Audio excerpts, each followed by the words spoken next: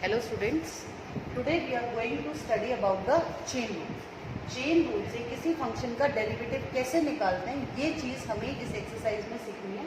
I am going to start from the very first question of exercise 7.1 where y is equal to square root of 15x square minus x plus 1. The question is find the differential coefficient of y. आप y का differential coefficient निकालिए, यानी y का derivative आपको find out करना है. जैसा कि मैंने आपको कल के लेक्चर में बताया था या पहले आपको चेन रूल जो कॉन्सेप्ट है ना बेटा, इसके अंदर क्या होता है कि हमें सीक्वेंस में फंक्शन को लेकर चलना होता है. जैसे इसमें अगर हम देखें तो ये फंक्शन दो तरह के फंक्शंस का कॉम्बिनेशन माना जा सकता है. We can call it as y is square root of 15x square minus x plus 1.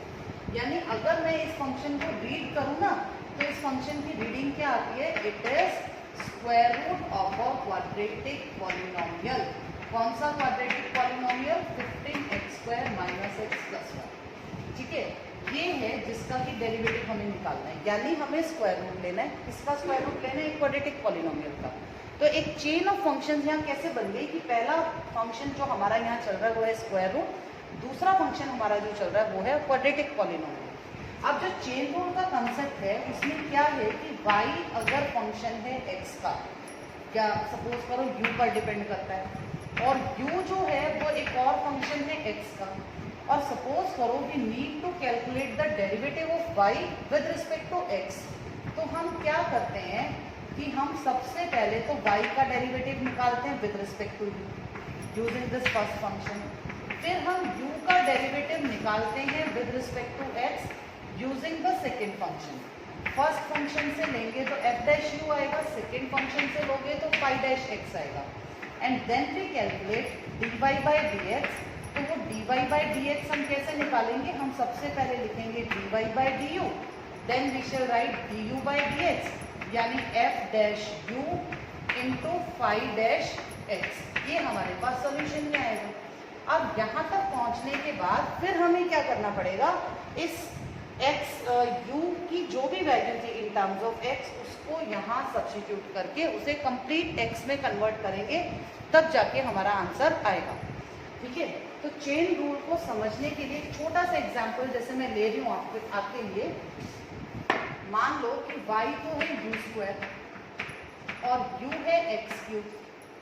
ठीक है, तो dy अपॉन du तो क्या बना? 2u, और du अपॉन dx लें तो आया 3x स्क्वायर. पर हमें तो dy बाई dx की जरूरत है, तो dy by dx can now be written as dy by du into du by dx. तो ये आएगा 2 times u into 3x square. अब अगर मैं देखूं तो u क्या था? x क्यूब, तो ये बन गया 2x cube into 3x square which comes out to be 6 into x raise to the power 5. ऐसा करके हमारे पास ये फंक्शन जो है इसका डेरिवेटिव आ गया. अब यहाँ क्या हुआ? पहले मैंने इसे u की टर्म्स में देखा, फिर u को x की टर्म्स में देखा, फिर हमने डेरिवेटिव निकाला. कई बार क्या होता है, ये प्रोसेस बहुत कंफ्यूजिंग हो जाता है. जैसे अगर मैं ये कंसेप्ट इस ऊपर वाले क्वेश्चन में इम्प्लीमेंट करूँ ना, तो इस ऊपर वाले क्वेश्चन के हिसाब से देखिए तो यहाँ पर क्या आ रहा है? y is square root of u and u is 15x square minus x plus 1. तभी तो हमने बोला y is square root of 15x square minus x plus 1, यानी अंदर वाली क्वांटिटी को u माना. ऐसा करने से क्या हुआ? ये भी एक छोटा फंक्शन बन गया, ये भी एक छोटा फंक्शन बन गया. हमने निकाला dy बाई du, तो ये आया 1 अपॉन 2 अंडर रूट u. फिर हमने निकाला du बाई dx, बहुत सिंपल सा क्वाड्रेटिक पॉलिनोमियल है, तो आंसर आया 30x माइनस 1. पर आंसर में हमें तो dy बाई dx चाहिए था, dy बाई dx चाहिए था, तो dy बाई dx को अब क्या लिखोगे? You will write it as dy upon du into du upon dx. तो ये बना 1 upon 2 root u into du by dx, यानी 30x माइनस 1. अब आंसर को u की फॉर्म में तो छोड़ नहीं सकते, तो हम इसे क्या लिखेंगे? 1 बाई 2 अंडर रूट u को वापस रख दिया 15x square minus x plus 1 into 30x minus 1. ये हमारे पास आंसर आ गया. अब इस आंसर को निकालने में आप खुद देखो मशक्कत कितनी है. पहले एक फंक्शन सपोज करो क्या बनता है, फिर दूसरा फंक्शन सपोज करो क्या बनता है, फिर मल्टीप्लाई करेंगे तब जाके हमारे पास आंसर आएगा। और उसमें भी फिर हमें उस वेरिएबल, बीच वाले वेरिएबल को एलिमिनेट करना पड़ेगा। यहाँ तो एक ही था, कई बार 2-2, 3-3 स्टेप्स भी हो सकते हैं। हो सकता है वाई यू पर डिपेंड करता हो, यू वी पर डिपेंड करता हो, वी डब्ल्यू पर डिपेंड करता हो, डब्ल्यू जो है वो एक्स पर डिपेंड करता हो। तो ऐसे चेन बनी हुई होती है।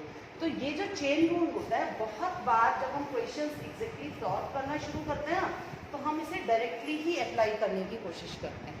अब डायरेक्टली चेन रूल कैसे अप्लाई किया जाता है, आप इस फंक्शन को उसी तरह पढ़िए जैसे कि ये बना हुआ है। जैसे ये क्या है, y is square root of 15x² minus x plus 1। ठीक है, ये स्क्वायर रूट फंक्शन है। तो अब सीधे सीधे अगर हमें जाना है ना, तो हम क्या करेंगे, पहला फंक्शन है स्क्वायर रूट, दूसरा फंक्शन है क्वाड्रेटिक पॉलिनोमियल। हम चाहें तो स्ट्रेट फॉरवर्ड जा सकते हैं, पहले रूट का डेरिवेटिव करना है।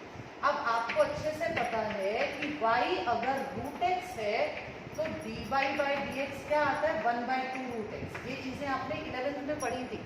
रूट x का डेरिवेटिव होता है 1 डिवाइडेड बाय 2 रूट x, क्योंकि रूट x का मतलब है x पावर हाफ, और जब आप इसका डेरिवेटिव लोगे तो आएगा half into x power half minus 1, यानी हाफ और नीचे आ गया रूट x। ये डेरिवेटिव बनता है। तो पहले हम जब स्क्वायर रूट का डेरिवेटिव लेंगे ना, उस वक्त हम ये नहीं देखेंगे कि अंदर क्या है, हम सिर्फ रूट का डेरिवेटिव निकालेंगे। रूट का डेरिवेटिव आएगा 1/2 रूट, किसका रूट, जो कुछ भी अंदर है। तो हम उस क्वांटिटी का डेरिवेटिव जो है वो first of all find out करेंगे।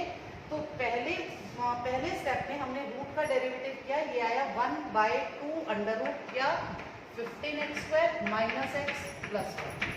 और अब हम मल्टीप्लाई कर देंगे इसको उस क्वांटिटी के डेरिवेटिव से जो इसके अंदर आ रही है।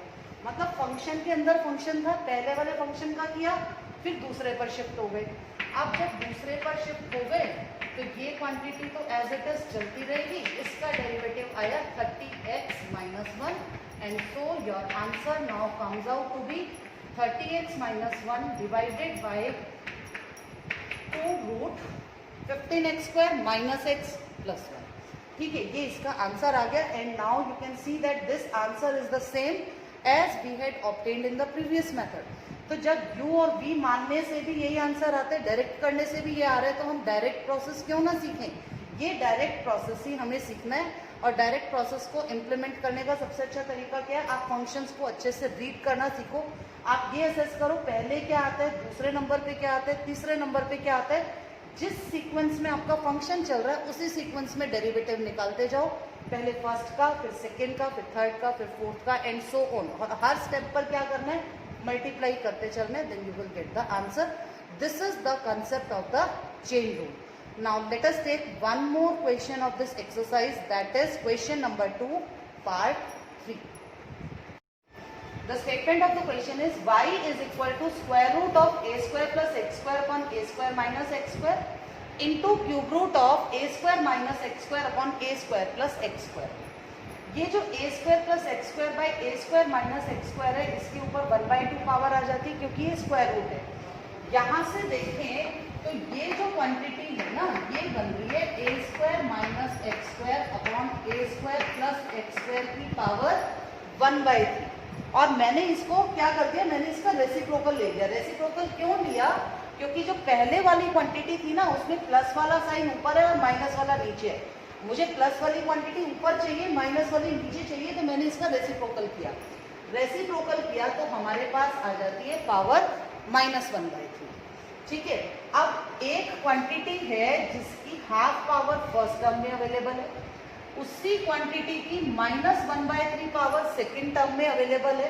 क्योंकि दोनों जगह बेस सेम है, इसलिए दोनों पावर्स ऐड हो जाएंगी। दोनों पावर्स ऐड होंगी तो हमारे पास आएगा 1/2 माइनस 1/2 प्लस -1/3, यानी हाफ माइनस 1/3। इस हाफ माइनस 1/3 को कैलकुलेट करो तो क्या आता है आपके पास, half minus 1/3 comes out to be equal to 1/6। तो अब हमारे पास क्या क्वांटिटी आ गई बेटा, now we are having our function y is a² plus x² divide by a² minus x² raise to the power 1/6। ठीक है, अब हम इसका डेरिवेटिव ले सकते हैं। तो अब ये जो इतना कॉम्प्लेक्स क्वांटिटी थी ना, इससे डील करने की जरूरत नहीं है. Now we can differentiate only this one to get our answer. अब इसमें भी अगर मैं देखूं तो क्या है, ये एक बेस है जिसके ऊपर पावर जा रही है 1/6. तो क्योंकि एक बेस पर पावर 1/6 जा रही है, व्हाट डज इट मीन कि ये पहले पावर फंक्शन डील होगा फिर उस बेस के ऊपर आइए. तो पावर फंक्शन के हिसाब से 1/6 आगे आकर मल्टीप्लाई होगा. Then we shall be having a² + x² upon a² - x² raise to the power 1/6 - 1, क्योंकि पहले तो पावर फंक्शन का डिफरेंशिएशन करोगे.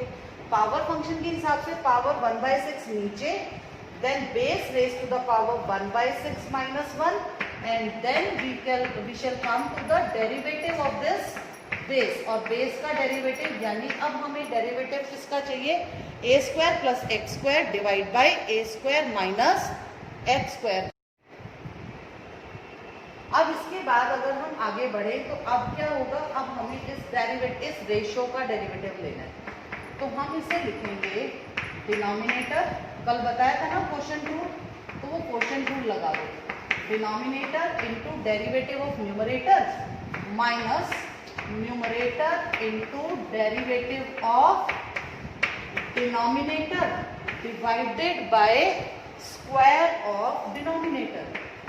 आप देखिए जरा, जो हमारा क्वोशंट रूल था, क्वोशंट रूल क्या कहता है, क्वोशंट रूल सेज कि हमें u अपॉन v का डेरिवेटिव कैसे लेना है, denominator multiplied by derivative of the numerator minus numerator into derivative of denominator upon denominator whole square. अब इसको और आगे सिंप्लीफाई करेंगे तो dy बाय dx आएगा 1/6. अब -5/6 को +5/6 बना सकते हो, बिल्कुल बना सकते हैं ना. क्या करना है हमें, फिर से रेसिप्रोकल लगा दिया, रेसिप्रोकल किया यानी माइनस वाला ऊपर प्लस वाला नीचे, पावर बन गई +5/6. और ये +5/6 बनने के बाद अब हमें क्या करना है, now just carry out the remaining calculation. तो ये आएगा a² - x² into a² + x² का derivative 2x minus a² + x² into a² - x² का डेरिवेटिव -2x. ठीक है, अब इसे और आगे सिंप्लीफाई करो.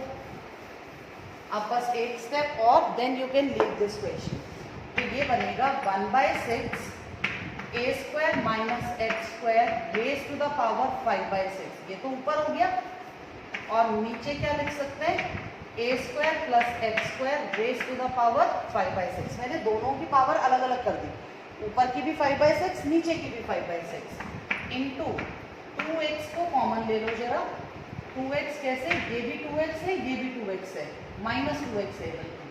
2x को कॉमन लोगे तो आएगा a² - x² minus minus plus a² + x², जबकि नीचे है a² - x² का होल स्क्वायर. अब अगर हम आगे जाएं तो अब देखो जरा, 5/6 तो फ्रैक्शन है और 2 एक पूरी क्वांटिटी है, तो इसको यहाँ मर्ज कर सकते हो आप. a² - x² की 5/6, ये है a² - x² का होल स्क्वायर. तो 5/6 तो नीचे आ जाएगा, ऊपर क्या बचेगा, ऊपर आपके पास बचेगा सिर्फ ये वाली क्वांटिटी जिसमें से x² कैंसिल और 2x इंटू 2a².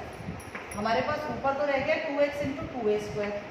नीचे क्या हुआ, a² + x² की power 5/6 multiplied by a² - x² की पावर 2 - 5/6. क्योंकि बेसेस अगर सेम हो और पावर अलग अलग हो तो वो पावर सब्ट्रैक्ट होती है, तो मैं ऊपर वाली पावर को नीचे ले आई, तो 2 - 5/6.